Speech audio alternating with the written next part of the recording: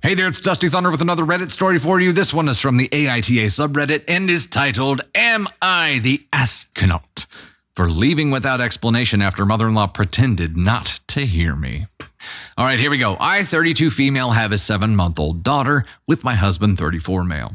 My country does ensure a long maternity leave for up to 2 years. However, I am self-employed and cannot afford to lose my clients, so I try to work while my daughter is sleeping and during the weekends. Lately, she's been teething, so I'm operating on little to no sleep. I have an issue with my mother-in-law. She does what she wants despite people asking her not to and then says, oops, or denies doing it. Things like that. It was annoying before the baby, but after she was born, it became insufferable. My husband talked to her and set boundaries, so she stopped doing that when my husband was present, but she was still doing it when it's only me in the room. So we agreed she could not visit when my husband is not at home, and my husband is not to leave me alone with her. I mean, just for having to do that, I'm red flagging it. Because of these boundaries, we did not see them for 1.5 months. They live 2 hours away and we did not find a mutually good time. They finally came over last Sunday. Finally. 20 minutes into the visit, my father-in-law wants to see a lawnmower that is broken down, so my husband goes into the backyard with him, leaving me, the baby, and mother-in-law inside. She's drinking coffee and eating cake. She sits next to my daughter on her playmat and tries to feed her some of the cake. I immediately told her no, she can't have that. Mother-in-law pretends not to hear me and proceeds to put her spoon in my daughter's closed mouth, or to my daughter's closed mouth.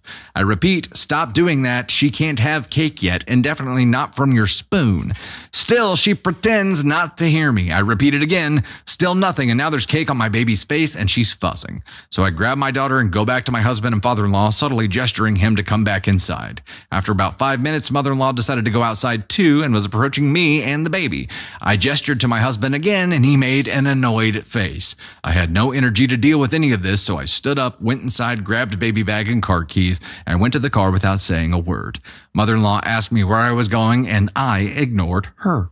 I drove to my sister's, which is about a 15-minute drive. There were some missed calls from my husband, so I texted him where we were and that we'll be back in the evening. It was time for my daughter to nap, and she fell asleep breastfeeding, so my sister told me to go to sleep too. After she woke up and had her milk, my sister took her and told me to go back to sleep. I slept around 3 hours in total, and my phone was on silent, so my husband's calls were ignored. Apparently, his parents left disappointed, and mother-in-law cried. My husband is furious that I did this. We're still fighting about it. He couldn't believe I was so rude and took the baby away when his parents came to see her after such a long time. He's angry that I couldn't have waited a few minutes so that he could finish talking about the lawnmower. I told him I'm too exhausted to deal with this shit. He left me alone with mother-in-law despite our agreement, be it only 10 minutes, so I left. Am I the astronaut? No. No? No. Not just the initial agreement that you had in place, however. Not just the initial agreement that you had in place, but the fact that you gave him a visual cue that you needed him back, and he saw it the first time, but did nothing. It took doing it a second or maybe third time for him to finally acknowledge it, but he acknowledged it with an annoyed face. Like it's your fault somehow that his mom won't listen and doesn't respect your boundaries. We've got one of these for mother-in-law. Who managed to birth one of these?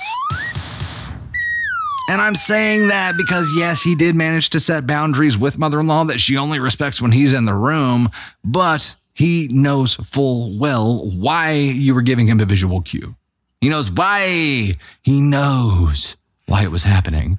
And it is easy enough to be like, excuse me just a second, I've got to do something here. You guys have a baby. People are going to understand if you have to stop in the middle of a conversation. Father-in-law can keep looking at the lawnmower. You can walk away, hubby, and see what your wife holding the baby needs. You can do that. It's not that much to ask, especially since you left the room, left mother-in-law in there, which you're not supposed to do in the first place. He knew what he was doing. He's just annoyed. Mother-in-law, whatever. They can be upset all they want. She caused this. Don't feel bad for them at all. Yeah, it's Crimea River, it's the smallest violin, whatever. I'm not worried about that. That's their fault. It's hubby that is a problem here because now he's furious. Okay, well, you caused this too, hubby. She gave you the cue. You ignored it. So she left. Come what may. That's right. She crossed a boundary that she knew existed, and that's a come what may. She caused this, and hubby, by the same fact, he crossed a boundary with you, OP, so come what may. Candy Thunder's jumping in on the mic. I do feel like OP needs to be more assertive. I understand why she left, and I get it. But that's your home. You set the rules. You set the tone. Don't leave your home because somebody in your home made you uncomfortable. You think the leaving is just passive aggressive? No, I don't think she was. I think she'd had enough, and she was probably just exhausted. And I understand it. And at some point, I probably would have done that too. But I do think she needs to say, I said no cake means no cake. And look her in the eyes, make her look at you and be like, don't do it. And I think until you do that and you challenge that, because it's like a control tactic from mother-in-law, because she just pretends not to hear, selective listening. So until you challenge that control, it would be. And there's always a risk when you do that as well, because you're going to risk her victimizing herself with your words, right? She's going to be like, oh, she was so mean to me. Did you hear what she said to me? How she talked to me? It's a Kobayashi Maru for you, OP. It's either you leave and remove yourself from the volatile situation, or you enforce your boundary in person and do it with the knowledge that mother-in-law is going to victimize herself when you do that. It's a Kobayashi Maru.